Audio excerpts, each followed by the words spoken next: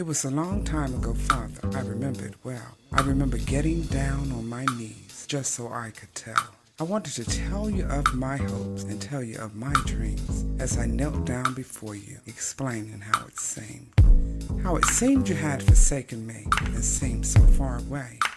Even though I was on my knees, I couldn't find my way. I wanted to know why my life had been so tough and why life situations all seemed so rough. I wanted to know if everyone felt this way, or was this how I felt on this particular day?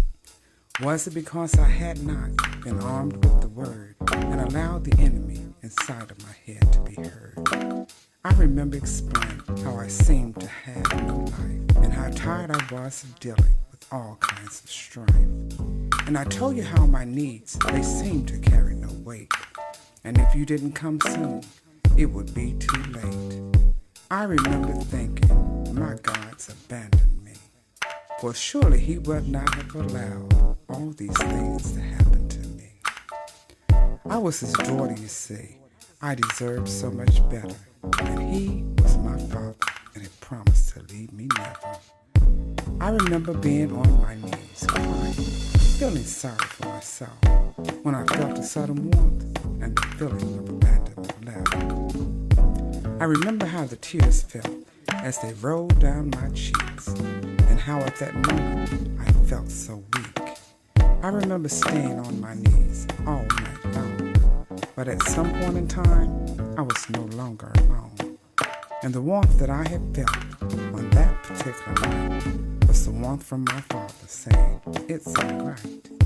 It's all right that you feel the way that you do, but you are my child and I never abandon you. You have felt so all alone because you couldn't bear to give me all your problems so I could show you how much I care. You chose to carry all your problems all by yourself. As you dealt with each problem, you placed me on a shelf. And on a few occasions, you would come and get me, never realizing I was the essential key. The key to all the problems that you faced in your life. For I am the creator and the terminator of strife. As you finally broke down and you began to cry, it was at that moment you knew you couldn't rely. Relying on your own strength to get you through was creating cancer that was killing you. And to terminate the spreading of this disease would cost you honesty on bended knees. You finally realized you couldn't live this life alone as you looked in the mirror and realized you were wrong. You finally had to admit you had no control and admit the real need to be consoled. I remember not so long ago the conversation we had, how you explained to me that you were no fad.